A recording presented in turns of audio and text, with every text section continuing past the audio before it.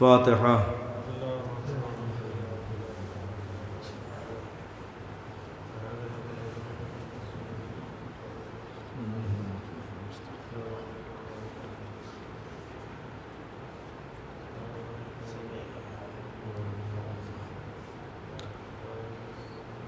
گزارش ایک مرتبہ سورہ حمد اور 3 مرتبہ سورہ اخلاص کی تلاوت فرما کر سبھی ارواح مومنین و مومنات کے لیے اور میں بالخصوص بانی مجلس کی مرحومین و مرحومات کے لیے سقا حسین ابن عطا حسین و شان رضا ابن شاکر حسین کی ارواح کے لیے اور اپنے اپنے مرحومین و مرحومات کے لیے۔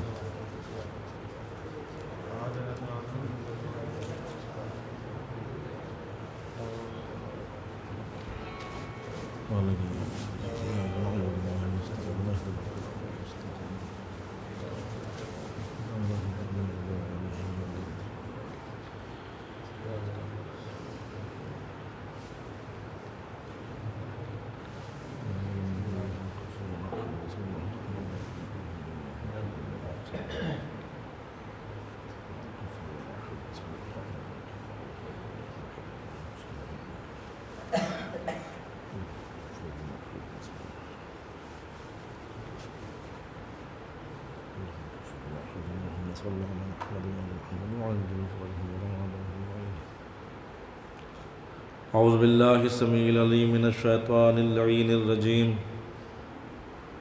بسم اللہ الرحمن الرحیم، الحمد للہ الذی ہدانا لہذا وما کننا لنہتدی لولا ان ہدانا اللہ، لقد جاءت رسل ربنا بالحق، الصلاة والسلام علی رسول الثقلین محبوب رب المشرقین جد الحسن والحسین مولانا بالقاسم محمد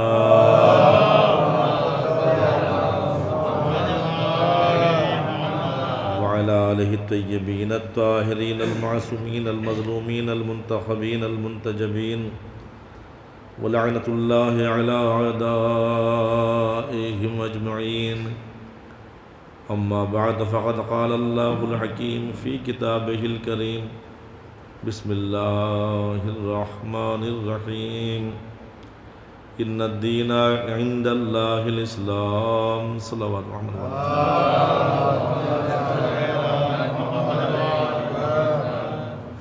ارشاد رب العزت ہو رہا ہے کہ ان الدین عند اللہ الاسلام، بتحقیق اللہ کے نزدیک پسندیدہ دین صرف اسلام ہے۔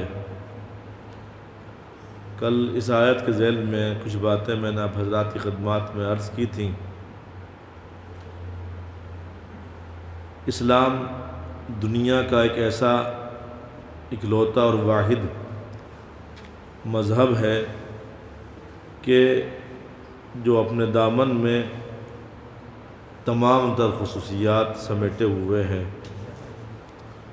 اور ایک ایسا مذہب ہے کہ جس میں سبھی حقوق کی ادائیگی کا حکم دیا گیا ہے اور سب کی عظمت و اہمیت بتائی گئی ہے۔ لیکن مسئلہ یہ ہے کہ ہم ابھی تک سمجھ نہیں پائے، پہچان نہیں پائے۔ صلوات اللہ محمد والے محمد پر۔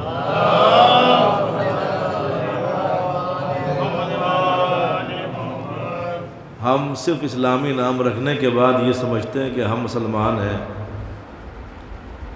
مسلمان گھرانے میں پیدا ہو کر کے ہم سمجھ رہے ہیں کہ ہم پکے مسلمان ہیں، لیکن حقیقت اس کے برعکس ہے۔ فقط نام اسلامی رکھنے سے انسان مسلمان نہیں ہوتا ہے،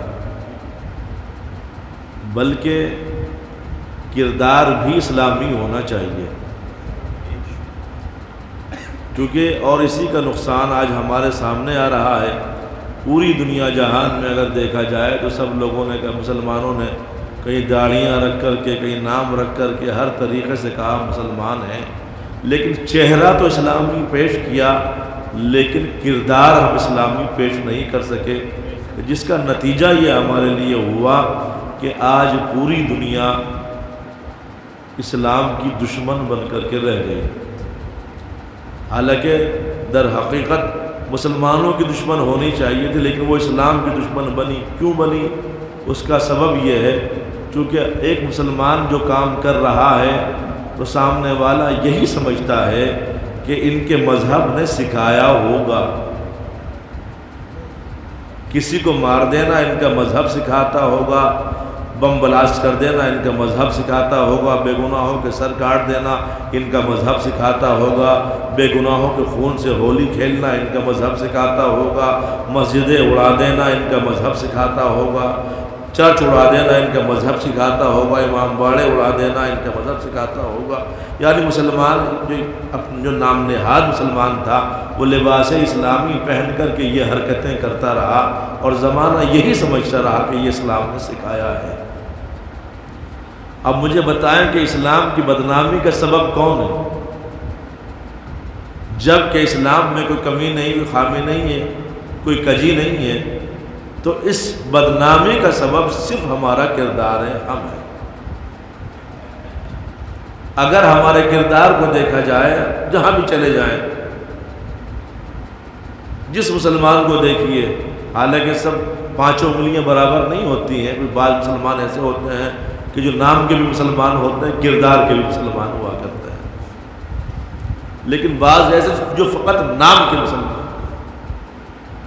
اور ان کا کردار اتنا بدترین کردار ہے کہ واقعاً اسلام معاملات کا حکم دیتا ہے۔ اسلام کہتا ہے کہ دیکھو تم جہاں بھی ہو رہو مسلمان بن کر رہو، جہاں بھی رہو تم مسلمان بن کر کے رہو، لیکن ہم ہر جگہ کے اعتبار سے اپنا کردار بدل لیتے ہیں۔ ہم مسجد میں آتے ہیں تو اپنے آپ کو بڑا مسلمان سمجھ لیتے ہیں، لیکن جب ہم کاروبار پر جاتے ہیں تو ہم سے بڑا بیکار آدمی کوئی نہیں ہے۔ تو کیوں کہ وہ اس لیے کہ اسلام کہتا ہے کہ جب تم مسجد میں مسلمان ہو، کاروبار پر بھی تم مسلمان دکھائی دینے چاہیے۔ اور ہم نے تجارت کے راستے بتائے ہیں، تجارت کیسے ہوتی ہے۔ اگر آپ مراجع کرام کی توضیح المسائل اٹھا کر کے دیکھیے گا تو آپ کو اس بات کا اندازہ ہوگا، آپ پڑھیے گا، مطالعہ کیجیے گا، تجارت کرنے کے طریقے، کیسے تجارت ہوتی ہے، کیسے مال بیچا جاتا ہے، کیسا مال کیا کہہ کے بیچا جاتا ہے، کتنی قیمت لے سکتے ہیں فائدے میں، کتنی اس سے زیادہ قیمت نہیں لے سکتے، یہ اسلام نے پورا طریقہ بتایا۔ لیکن ہم اپنے فائدے کی خاطر اگر دیکھا جائے چیز لائے ہیں 1 روپے کی یا 2 روپے کا اس کا فائدہ لے رہے ہیں، تو کیا یہ اسلام نے سکھایا ہے؟ اسلام نے طریقے بتا دیا۔ لہٰذا اسلام ہر جگہ کے بارے میں کہتا ہے تم ہر جگہ رہو، خواہ اہل حنود میں رہو تو مسلمان بن کے رہو، یعنی تمہارا کردار اتنا بلند ہونا چاہیے کہ زمانے والے کہیں کہ ہاں یہ اسلام نے سکھایا ہوگا۔ صلوات علی محمد وعلی محمد۔ اور اسی کو سمجھانے کے لیے اسلام نے واقعا جہاں دین بھیجا ہے وہیں شریعتیں بھیجی ہیں، اور 4 کتابیں ہمیں سمجھانے کے لیے بھیجی ہیں۔ صحیفوں کو چھوڑیں، 4 کتابیں اچھی زندگی گزارنے کے لیے اسلام نے ہمیں بھیجی ہیں۔ توریت ہے، زبور ہے، انجیل ہے، قرآن مجید ہے۔ اب یہاں پر کوئی بچہ سوال کرے مولانا جب اس 4 کتابیں آسمانی ہیں تو ہماری تو ذمہ داری یہ بنتی ہے ہم 4 کتابوں کا مطالعہ کریں اور ان پر عمل کریں۔ ہم قرآن ہی سے کیوں سمجھتے ہیں دین کو؟ توریت کیوں نہیں دیکھتے؟ زبور کیوں نہیں دیکھتے؟ انجیل کیوں نہیں دیکھتے؟ تو یاد رکھیے زانے گرامی، وہ تینوں کتابیں لائق احترام تو ہیں، لیکن موجودہ دور میں جو زندگی گزارنی ہے وہ قرآن کے مطابق ہی گزارنی پڑے گی۔ اب میں 1-2 مثالیں جلدی عرض کروں گا، انشاءاللہ حضرات متوجہ ہوں گے۔ اسلام کیا چاہتا ہے وہ ذہن عالی میں رکھیے گا۔ اور یہ 4 کتابیں کیوں؟ اللہ کہتا ہے جو ہم نے تم کو پیدا کیا تو پیدا کرنے کے لیے ہم نے یہ نہیں کہا کہ تم دنیا میں جانا اپنی منمانی کرنا، منمانی کر کے واپس آ جانا، نہیں، بلکہ تمہارا فریضہ یہ بنتا ہے کہ تم جو ہم چاہتے ہیں ویسی زندگی گزار کر کے ہماری بارگاہ میں پلٹنا ہے۔ اور ہم کیا چاہتے ہیں؟ تو ہماری بات کو سمجھنے کے لیے تمہیں ہماری کتاب کو پڑھنا پڑے گا۔ ہم نے قانون کی کتابیں بنائی ہیں، آپ ان کا مطالعہ کریں اور اس کے مطابق اپنی زندگی گزارتے چلے جائیں تو وہی تمہاری کامیابی ہوگی۔ ہر دور میں کتابیں، توریت، زبور، انجیل، صحیفے اور قرآن مجید آپ دیکھیں۔ میں اب ایک دو مثالیں عرض کر رہا ہوں، متوجہ ہو جائیں حضرات۔ عزیزان گرامی، وہ اللہ ہمارا خالق و مالک ہے، اس نے ہمیں پیدا کیا ہے۔ اگر ہم اپنے جسم پر اس کی دوسری نعمتوں کو چھوڑیے، اگر ہم صرف اپنے جسم پر ہی توجہ دیں، اس کی طرف متوجہ ہوں، تو واقعاً حق عبادت، حق شکر تک ہم ادا نہیں کر سکتے۔ اس نے ایک مکمل بدن ہمیں عطا فرمایا جس میں ذرہ برابر ریب نہیں، ذرہ برابر عیب نہیں ہے۔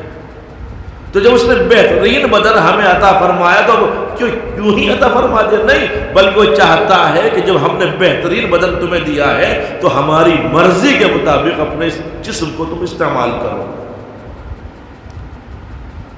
اور وہ کیسے استعمال کریں؟ کہ ہم نے کتاب نازل کر دی ہے، اسے پڑھتے جاؤ، بدن کو استعمال کرتے چلے جاؤ۔ اب مثال سنیں، دنیا میں بہت سی کمپنیاں ہیں، ہر کمپنی کوئی نہ کوئی مشینری بناتی ہے۔ جب وہ مشینری بناتی ہے تو مشینری بنانے کے لیے جو ذرائع ہو تو وہ مہیا کرتی ہے، مہیا کرنے کے بعد مشینری وجود میں لاتی ہے۔ جب مشینری وجود میں آتی ہے وہ مارکیٹ میں آتی ہے۔ تو کیا فقط مشینری تنہا آتی ہے یا مشینری کے ساتھ بھی کوئی اور چیز آتی ہے؟ اچھا، دوسری بات، جتنی کمپنیاں مشینری بناتی ہیں ان کا اصول یہ ہے کہ وہ مشینری کے ساتھ ساتھ ایک بکلیٹ بھی بھیجا کرتے ہیں، اور کس کمپنی نے یہ مشینری بنائی ہے اس کا نام made in Japan, made in China تمام طرح ہوتا ہے، اور مشین کا نام ہوتا ہے۔ اب یہاں پر آپ ایک لمحے کے لیے سوچیں، جب دنیا کی چھوٹی چھوٹی کمپنیوں کے پاس اتنا شعور ہے کہ وہ اپنی بنائی ہوئی مشینری کا نام بھی بتاتے ہیں، کس نے بنائی ہے وہ بھی بتاتے ہیں، کیسے وہ استعمال کرنی ہے، بکلیٹ بھی ساتھ بھیجا کرتے ہیں۔ تو کیا معاذ اللہ کے پاس اتنا شعور نہیں ہے کہ اس نے بہترین انسانی مشینری ہمیں عطا فرمائی ہے، یہ کیسے استعمال کرنی ہے؟ آپ دیکھ کے جانے کے نامی، میں زیادہ تفصیلات میں نہیں جانا چاہتا، مگر میں جملہ کہہ کے بات کو آگے بڑھا دینا چاہتا ہوں۔ دیکھیے، اس مشینری کا بنانے والا رحمان ہے، مشینری کا نام انسان ہے، اور جو بکلیٹ اللہ نے اس کے استعمال کے لیے بھیجی ہے اس کا نام قرآن ہے۔ اب متوجہ ہو جانے کے نامی، تو اب یہ اللہ نے بکلیٹ بھیجی ہے کہ اسے دیکھتے چلے جاؤ، پڑھتے چلے جاؤ۔ عزیزان گرامی، ایک بزرگ پہنچ گیا، اس نے جانے کے بعد کہا ہم یہ مشینری خریدنا چاہتے ہیں، ہمیں دے دیجئے۔ کہا ٹھیک ہے، انہوں نے مشینری خرید لی۔ جب خریدی تو اس نے ساتھ ساتھ بکلیٹ بھی دے دی، یہ بھی لے لیجئے۔ کہ نہیں، اس کمپنی کی ایک مشینری میرے پاس موجود ہے، وہ میرے دادا نے 1950 میں خریدی تھی۔ جو سوال میں نے قائم کیا تھا اس کا جواب دے رہا ہوں۔ 1950 میں میرے باپ نے اسی کمپنی کی مشینری خریدی تھی، تو لہٰذا وہ بکلیٹ ہمارے گھر میں آج بھی محفوظ ہے، ہم اسے دیکھ کر اسے استعمال کر لیں گے۔ اب بتائیں، سامنے والا عقل مند کہے گا اس کو یا بے وقوف کہے گا؟ کہ نہیں، اسے عقل مند نہیں کہے گا، بے وقوف کہے گا۔ کیوں بے وقوف کہے گا؟ وہ فوراً جواب دے گا، میاں وہ 1950 کی مشینری ہے، وہ اولڈ ماڈل ہے، تو لہٰذا اس میں فنکشن کا تذکرہ کیا گیا وہ اس حساب سے بیان کیا گیا ہے۔ اب ماڈل چینج ہو چکا ہے، جب ماڈل چینج ہوا ہے تو چینج ہونے کے ساتھ ساتھ بکلیٹ بھی بدل گئی ہے۔ اب کوئی یہ ضد کر بیٹھے ہم تو توریت پڑھ کے زندگی گزار لیں گے، زبور پڑھ کے زندگی گزار لیں گے، انجیل پڑھ کے زندگی گزار لیں گے، آواز قدرت آئے گی، اب ماڈل چینج ہو چکا ہے۔ اب چونکہ قرآن نازل ہو چکا ہے، اس کے مطابق ہمیں زندگی گزارنا ہے۔ اسے پڑھتے چلے جاؤ، اپنی زندگی گزارتے چلے جاؤ۔ اچھا پھر بکلیٹ سامنے آئے، بکلیٹ میں ہم نے دیکھا کہ اس میں عبارت ہوتی ہے، کہیں اس پہ اشارے ہوتے ہیں، مائنس کا اشارہ، پلس کا اشارہ، آپ مجھ سے بہتر جانتے ہیں، اس میں پایا جاتا ہے، آپ نے دیکھا ہوگا۔ لیکن جہاں تک عبارت کی بات ہم پڑھ لیتے ہیں، سمجھ لیتے ہیں، لیکن وہ جو اشارے اس کے اندر پائے جا رہے ہیں وہ ہر کوئی نہیں سمجھ سکتا، وہ ان کا مطلب ہر انسان نہیں بتا سکتا ہے۔ یہ دنیا کی کمپنی کی بکلیٹ بتا رہا ہوں میں آپ کو، کہ جس میں عبارت بھی ہے اور اشارے بھی ہیں۔ عبارت ہم پڑھ کر سمجھ سکتے ہیں، لیکن اشاروں کا مطلب ہم نہیں سمجھ سکتے۔ کہ اسے کون سمجھائے گا؟ کہ جس کمپنی نے یہ مشینری بنائی ہے اس کی جانب سے ایک انجینئر آتا ہے، وہی اس کا مطلب سمجھائے گا۔ اب جب ہم نے انسانی بکلیٹ کا مطالعہ کیا تو ہم نے وہاں بھی یہی دیکھا، ہم نے قرآن میں بھی یہی دیکھا، کہیں عبارت ہمیں ملی، کہیں اشارے ملے، اشارے ملے الف لام میم کی شکل میں، قاف کی شکل میں، کاف ہا یا عین صاد کی شکل میں، یاسین کی شکل میں۔ یا اللہ انہیں کون سمجھائے گا؟ کہ انہیں بھی ہر کوئی نہیں سمجھائے گا۔ جہاں سے قرآن آیا ہے وہیں سے سمجھانے والے بھی آئے ہیں۔ یعنی اگر قرآن کو سمجھنا ہے تو محمد و آل محمد کے سوا تمہیں کوئی سمجھا نہیں سکتا۔ صلوات پڑھ لیں محمد و آل محمد۔ تو یہ قرآن وہاں کا ہے، دین وہاں کا ہے، آپ بھی وہیں سے آئے ہیں، تو لہٰذا اس کے مطابق زندگی گزارنا ہے۔ اب اچھا آپ دیکھیں، جو انجینئر ہوتے وہ بدلتے رہتے ہیں، کبھی آج یہاں تو کل کہیں اور پہنچ گئے، پرسوں کہیں اور پہنچ گئے۔ جہاں تک ان کا جو ہے وہ پھیلا ہوا ہے، جال پھیلا ہوا ہے بزنس کا، وہاں جگہ بدلتے رہتے، جاتے رہتے ہیں۔ اسی طریقے سے گرامی اللہ نے جب قرآن بھیجا تو سمجھانے والے بھیجے، رسول کچھ دن رہے واپس چلے گئے، علی کچھ دن رہے واپس چلے گئے، اور وہ اسی طریقے سے قرآن سمجھاتے رہے جو اللہ نے حکم دیا تھا، اس میں ذرہ برابر کمی نہیں تھی۔ بات سمجھ میں آئی کہ قرآن کو سمجھنا تو انہی لوگوں نے سمجھنا پڑے گا جو وہاں سے قرآن کے ساتھ آئے ہیں، لیکن جو دنیاوی ہیں وہ آپ کو کبھی قرآن سمجھا نہیں سکتے، قرآن بتا نہیں سکتے۔ یعنی جن کا انتخاب اللہ نے کیا ہے وہی ہمیں بہترین زندگی جینے کا سلیقہ بتا سکتے ہیں، لیکن جن کو زمانے نے خود چنا ہے وہ اچھی زندگی گزارنے کا طریقہ ہمیں نہیں بتا سکتے۔ اور اسلام کے ساتھ بھی یہی ہوا، تاریخ اسلام میں یہی ہوا کہ دو شخصیتیں ہمارے سامنے آئیں، ایک وہ تھے جن کا انتخاب اللہ نے کیا تھا، کچھ وہ تھے کہ جن کو زمانے نے چنا تھا۔ جب تک اللہ کے چنے ہوئے کے ہاتھ میں سب کچھ تھا، سب ٹھیک چل رہا تھا، لیکن جس دن سے لوگوں نے اپنا چننا شروع کیا، اسلام فرقوں میں تقسیم ہو کر کے رہ گیا، بدل کر کے رہ گیا۔ نبی نے اپنی زندگی من کنت مولا و فہذا علی مولا کہہ کر کے پہچنوایا تھا، لیکن ادھر نبی کی آنکھ بند ہوئی، نتیجہ کیا ہوا؟ نبی کو دفنایا تک نہیں گیا، نبی کے غم میں کوئی رویا نہیں، جنازے پر نہیں آیا، نتیجہ یہ ہوا کہ سقیفہ بنی سعادہ میں جا کر کے بیٹھ گئے کہ اب کون بنے گا بعد نبی۔ ایک جھگڑا پیدا ہو گیا، اور کئی دن تک، تقریباً 3 دن تک سقیفہ بنی سعادہ میں خلیفہ رسول کے انتخاب پر انتشار تھا، اختلاف تھا، جھگڑا تھا۔ مہاجرین بھی پہنچ گئے ہیں، سب اکٹھے ہیں اور جھگڑا چل رہا ہے، لیکن ادھر نبی کی میت رکھی ہوئی ہے۔ جس نبی نے جس کے انتخاب کا اعلان کیا تو وہ نبی کا جنازہ چھوڑ کر نہیں گیا،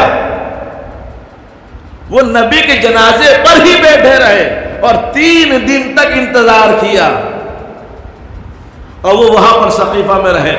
میں ایک لفظ کی وضاحت کر دوں، غالباً تاریخ طبری کے حوالے سے میں بات کر رہا ہوں کہ سقیفہ کا جو تعارف کرایا ہے کہ یہ سقف سے بنا ہے، سقف کہتے ہیں چھپر کو، اور یہ تاریخ طبری ملتا ہے کہ ایک ایسی جگہ پر یہ مقام تھا جو شہر سے باہر تھا، جو ایک روڈ جسے آپ زبان میں کہہ لیجیے کہ راستے کے کنارے پر تھا، وہاں پر ایک چھپر پڑا ہوا تھا۔ اس کے بارے میں بیان کرتے ہیں کہ جو دن میں جو تھکے ہارے مسافر ہوتے تھے وہ دھوپ سے راحت پانے کے لیے اس کے سائے میں بیٹھا کر دیتا ہے. لیکن اس کا استعمال فقط دن میں نہیں ہوتا. توجہ چاہ رہا ہوں، شاید میرا جملہ آپ تک پہنچ جائے. جو لوگ تاریخ پڑھے ہوئے ہیں انشاءاللہ وہ محسوس کریں گے. اس کا استعمال فقط دن میں نہیں ہوتا تھا، اس کا استعمال رات میں بھی ہوتا تھا. دن کا استعمال میں نے بتا دیا، دن کا استعمال یہ تھا کہ مسافر تھکے ہارے سایہ دیکھ کر کے بیٹھ جایا کرتے، لیکن رات میں علاقے کے جتنے چور ڈکیت اچکے تھے چوریاں کر کے لاتے تھے اور یہاں لانے کے بعد بٹوارا کرتے تھے. میں کیا کہہ رہا ہوں جانے کے بعد، شاید میری بات آپ تک پہنچی کہ نہیں پہنچی. سقیفہ وہ منزل ہے کہ جہاں پر ڈاکو چور لوٹے ہوئے مال کا بٹوارا کرتے ہیں. اور شاید یہی وجہ تھی کہ ان لوگوں نے خلافت کو بھی وہی سمجھ لیا تھا جو ڈکیت کر رہے تھے. 3 دن تک تاریخ ملتا ہے، 2 تاریخیں ملتی ہے. آپ کا مثال جو ہے وہ پیر میں ہوا، بدھ کے دن آپ کی تدفین ہوئی ہے. اب بعض تاریخ ملتا ہے کہ نبی اکرم کا وصال بدھ میں ہوا ہے اور جمعرات میں آپ کی تدفین ہوئی ہے. لیکن مولا متقیان وہیں پر رہے. چند مٹھی بھر صحابہ، سلمان فارسی ہیں، ابو ذر غفاری ہیں، بلال ہیں اور حذیفہ یمانی ہیں، شہزادے ہیں، مولا ہیں، یہ شخصیتیں یاد ہیں. لیکن مولا 3 دن تک جو صحابہ کرام آپ کے پاس تھے ان کے ذریعے اعلان کراتے رہے کہ آ جاؤ نبی کا جنازہ اٹھنے والا ہے، نبی کی نماز جنازہ پڑھ لو. 3 دن تک مولا نے کبھی بلال کی ڈیوٹی لگائی، کبھی سلمان فارسی کی ڈیوٹی لگائی، کبھی ابو ذر غفاری کی ڈیوٹی لگائی، کبھی حذیفہ یمانی کی لگائی کہ جاؤ، جانے کے بعد لوگوں کو بلاؤ. مسلسل مولا یہ عمل انجام دیتے رہے. زمانے والے یہ کہتے ہیں علی کو سیاست ہی نہیں آتی تھی. علی سیاست نہیں جانتے، معاف کیجئے گا، علی سیاست طاہرہ کے بیتاج بادشاہ تھے. کیونکہ سیاست 2 قسم کی سیاست خبیثہ جو شام میں آپ نے دیکھی، سیاست طاہرہ جو مولا متقیان اور آپ کی اولاد میں آپ نے دیکھی. 3 دن تک کیوں رکھا جنازہ نبی اکرم کا؟ سوال یہ ہے. اور 3 دن تک لوگوں کو بلاتے رہے لیکن کوئی آنے کو تیار نہیں ہوا. پہلا سوال کیوں جنازہ رکھا؟ پہلی وجہ یہ تھی کہ مولا متقیان نے نبی اکرم صلی اللہ علیہ وآلہ وسلم کا جنازہ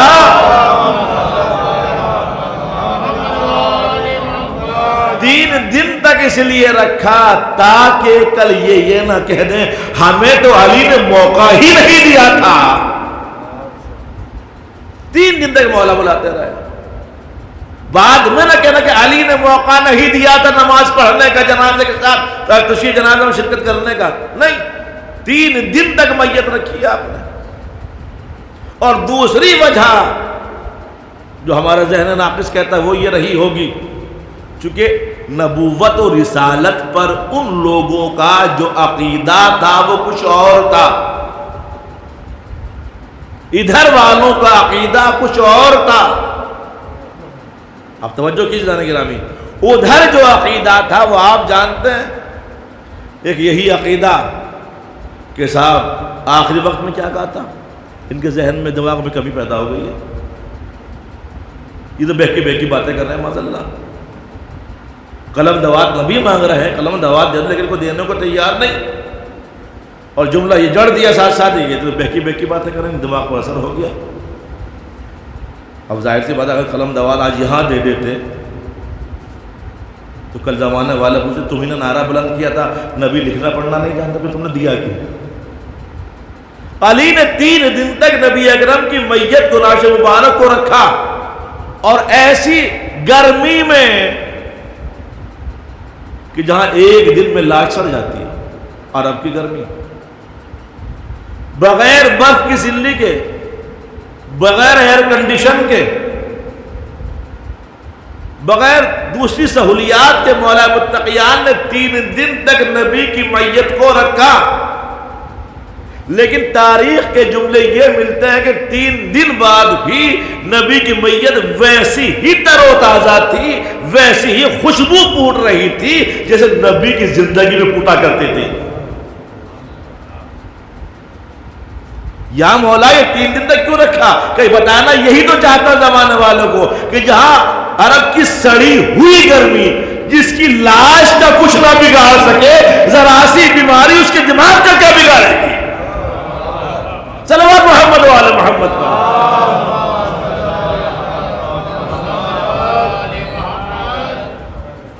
رکھا۔ اب اس کے بعد جو ہے 3 دن بعد میت اٹھی۔ کون اٹھانے والا ہے؟ چند ہے، مٹھی بھر افراد، میرا نام بتایا، کچھ کے نام میں نے آپ کو بتا دیے۔ یہی مٹھی بھر افراد تھے جو جنازہ لے کر کے چلے ہیں۔ اچھا میں ایک سوال کروں آپ سے، آج بہت سے لوگ یہ کہتے ہیں کہ نبی کس کے ساتھ تھے، یا بہت سے جاہل یہ کہتے ہیں کہ نبی کا فرقہ کیا تھا۔ یہ چیز بھی ہے نا کہ بھئی ہمارے فرقے پہ نبی، جس فرقے پہ ہم عمل کر رہے ہیں وہ نبی کا فرقہ تھا۔ ہر انسان یہ کہتا ہے کہ ہم تو نبی والا فرقہ لیے بیٹھے ہیں، لیکن فرقہ کیسے معلوم ہو کہ کون کیا تھا؟ یاد رکھیے، اپنے ذہن عالم رکھیے گا، اگر آپ کو پہچاننا ہے کہ میت جا رہی ہے کس کی میت ہے تو آپ کیا دیکھیے گا، کیسے پہچانیے گا میت کس کی ہے؟ کہ یہ دیکھیں کہ میت اٹھانے والے کون ہیں، میت کن کے کاندھوں پر ہے۔ اگر اہل حنود کے کاندھوں پر میت ہے تو مرنے والا ہندو ہے، اگر کرسچنز کے ہاتھ کاندھوں پر میت کہے گا مرنے والا عیسائی ہے۔ مسلمان اٹھا کر لے جا رہے ہیں تو سمجھیں گے کہ ہاں مسلمان ہے، شیعہ اٹھا کر لے جا رہے سمجھیں گے شیعہ ہے۔ تو اب جو نبی کا فرقہ جاننا چاہتے ہیں انہیں دیکھنا چاہیے کہ نبی کا جنازہ کن کے کاندھوں پر تھا، کون جنازہ اٹھائے ہوئے تھے یہ دیکھے جانے کے نامی۔ لیکن جو ہم نے تاریخ کا مطالعہ کیا، علی کے کاندھوں پر نبی کا جنازہ تھا۔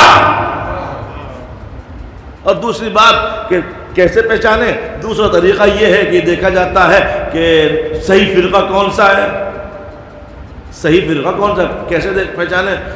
کفن دیکھ لیں آپ، کفن کون سے فرقے کے مطابق دیا گیا ہے۔ توجہ چاہ رہا ہوں، کفن کون سے فرقے کے مطابق دیا گیا ہے، کیونکہ ہر فرقے کا کفن الگ ہے، طریقے سے ہم شیعوں کا الگ ہے، وہ معلوم ہو جائے گا۔ اب یہ دیکھیں کہ آج کون سے فرقے کس پر عمل کر رہا ہے۔ الحمدللہ، پہلی بات تو میں یہ کہہ دوں کہ نبی کو کفن دینے والے حضرت علی ابن ابی طالب علیہ السلام تھے۔ آج دیکھیں کہ علی والا کفن کون سے فرقے میں چلتا ہے۔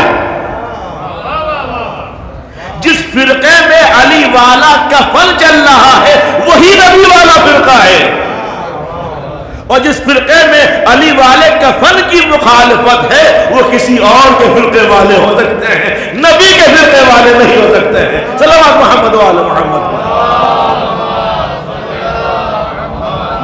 تو یہ چیزیں ذہن گرامی، یہ جو ہمارے یہاں خامی پیدا ہوئی ہے بعد رسالت کہ دو ہمیں رہبر ملے، غدیر والا ملا، ایک سقیفہ والا ملا، لیکن غدیر اور سقیفہ میں فرق کیا تھا؟ سقیفہ کے وقت قرآن نہیں آ رہا تھا، قرآن نازل نہیں ہو رہا تھا، لیکن غدیر کے موقع پر قرآن نازل ہو رہا تھا۔ سقیفہ کے وقت حدیث نہیں بیان ہو رہی تھی چونکہ نبی چلے گئے تھے، لیکن غدیر کے موقع پر نبی زندہ تھے، حدیث بیان ہو رہی تھی۔ نہیں، میں ایک جملہ کہہ رہا ہوں شاید آپ تک پہنچ جائے اور انشاءاللہ جملے کی قدر کیجیے گا۔ سقیفہ اور غدیر میں فرق یہ ہے کہ سقیفہ کے موقع پر علی کے کاندھوں پر نبی تھے،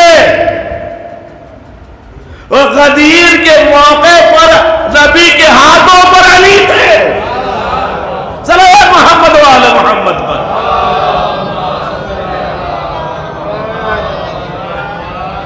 تو عزیزان گرامی، اللہ نے جہاں قرآن بھیجا ہے تو قرآن کے سمجھانے والے بھی بھیجے ہیں، کہ ہم نے جو تمہیں بہترین مشینری انسانی شکل میں عطا فرمائی ہے، اسے کیسے استعمال کرنا ہے،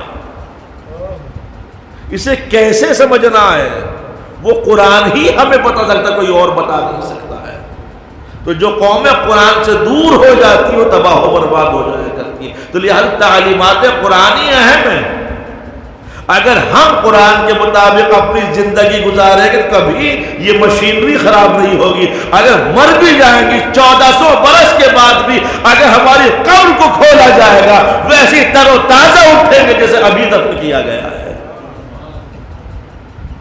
لیکن شرط ہے کہ قرآن کے مطابق زندگی گزاری جائے۔ بس جانے گرامی تک آپ حضرات کو لانا اور چند جملے مصائب کے حضرات تک پہنچانا۔ عزیزان محترم، اس قرآن نے جو رہبر ہمیں پہچانوائے واقعاً قرآن کے مطابق وہ صرف اور صرف محمد علیہ السلام ہے۔ جو قرآن نے رہبر کی پہچان بتائی ہے، جو ہادی کی پہچان بتائی ہے، وہ کیسا ہوگا، وہ صرف اور صرف محمد علیہ السلام ہے، ورنہ کوئی نظر نہیں آتا ہے۔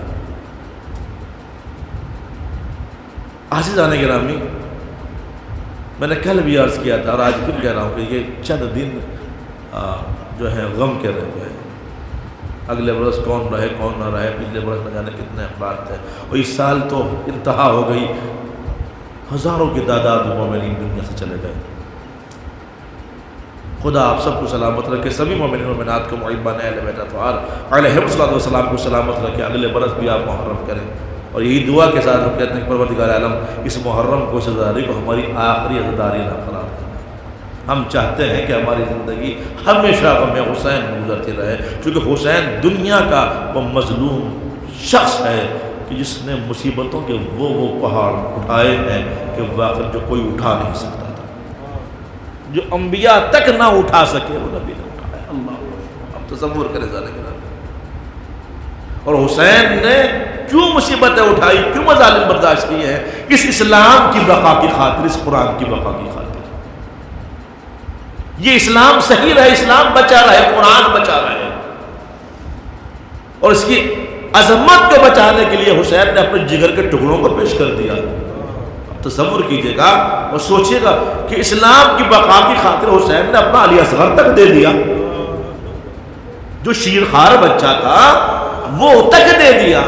ہم شکل پیغمبر علی اکبر، ورنہ کس میں طاقت ہے؟ اب سوچئے گا کس میں طاقت ہے جو اپنے بچے کو مصیبت میں مبتلا کر دے؟ کیونکہ حسین نے اپنے اس عمل سے واضح کیا کہ میرے نزدیک سب سے زیادہ اہم ہے، اسلام اہم ہے، اور میں اس کی خاطر تمام تر قربانی دے دوں گا، اور بہنوں کی رضا دے دوں گا۔ اس حسین نے کیسی مصیبتوں کے پھاڑ اٹھائے، میں کوئی تاریخی واقعہ سناتا ہوں اور اس سے آپ اندازہ کر سکتے ہیں کہ روز عاشور حضرت ابا عبداللہ الحسین علیہ السلام کے جگر کی کیا حالت تھی، امام حسین پر کیا بیتی ہوئی۔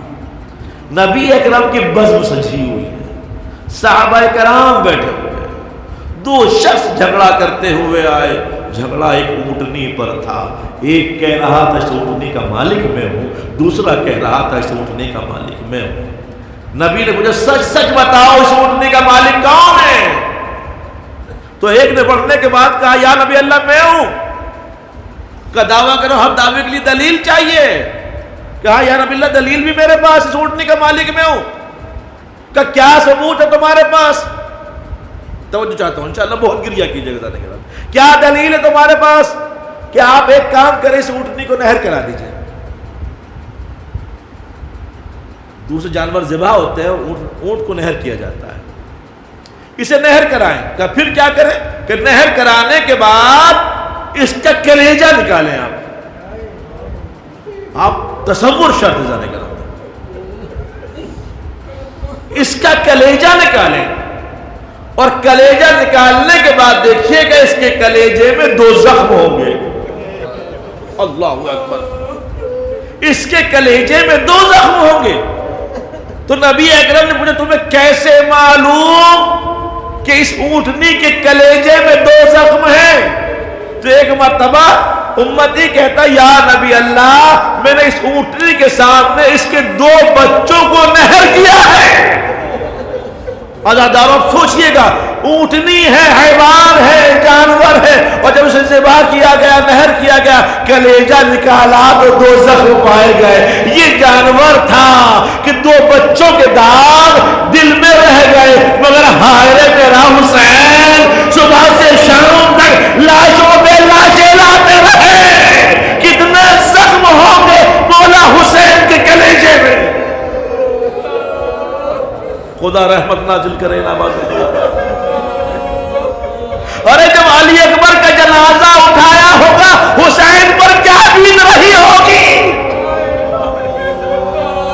اب تصور کرے جانے گرامی، تصور شاید محسوس کرنے کی کوشش کیجئے گا، انشاءاللہ آنسو نہیں رک پائیں گے۔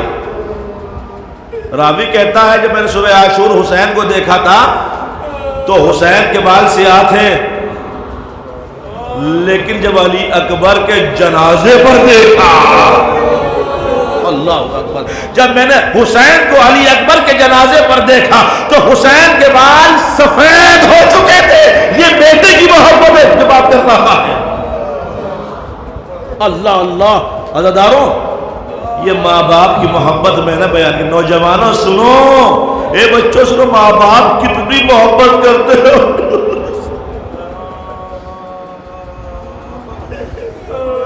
تصور شرط ہے، حسین لاشے پہ گئے تو بال سفید، جنازہ اب تک نہیں اٹھایا جا رہا تھا۔ شریعت اسلامی میں حکم ہے کہ باپ بیٹے کے جنازہ نہ اٹھائے، اس کا کاندھا نہ دے، کیونکہ باپ اٹھا نہیں سکتا۔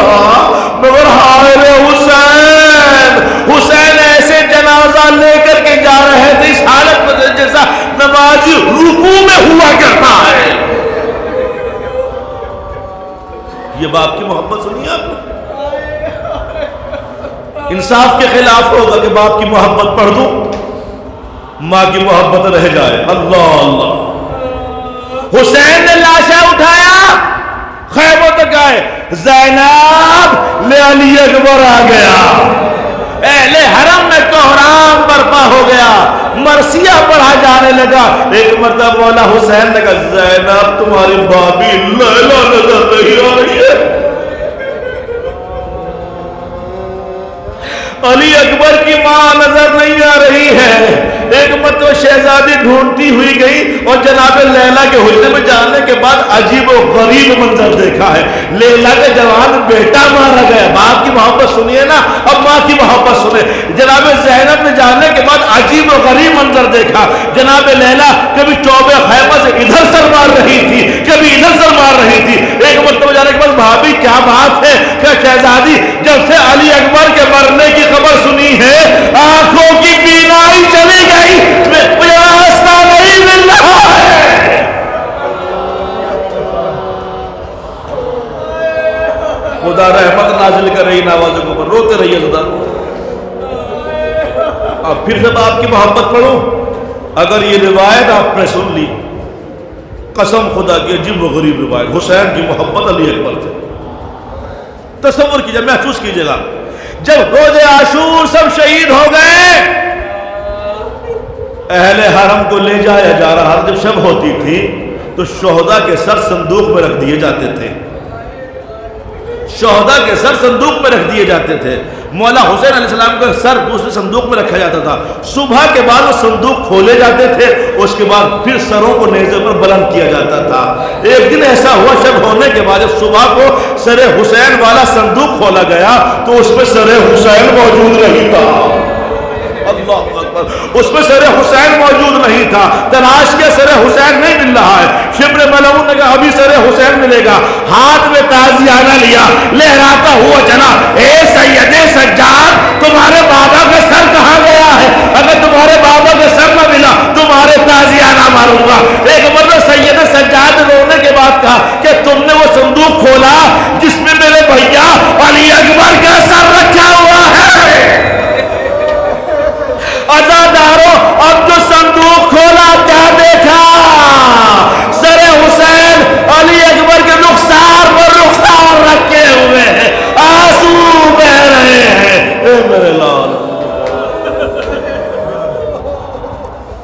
علی نعمت اللہ سيعلم الذين ظلموا